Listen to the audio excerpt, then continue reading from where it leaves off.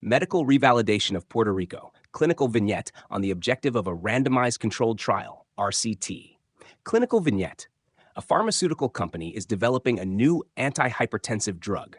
To evaluate its effectiveness, they randomly assign 500 patients with high blood pressure to two groups. Group A receives the new drug. Group B receives a placebo.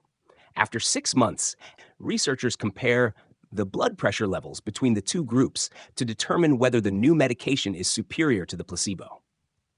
Question: what is the primary objective of a randomized controlled trial, RCT? A. To establish causality between an intervention and an outcome. B. To analyze data from patient medical records. C. To observe trends in a population without intervention. D.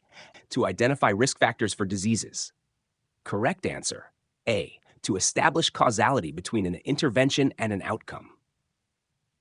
Explanation: a randomized controlled trial, RCT, is an experimental study design that aims to evaluate the efficacy and safety of an intervention, e.g., drug, surgery, or therapy. The hallmark of an RCT is randomization, which helps reduce bias and increases the validity of results. The primary goal of an RCT is to determine causality, whether the intervention directly causes the observed outcome.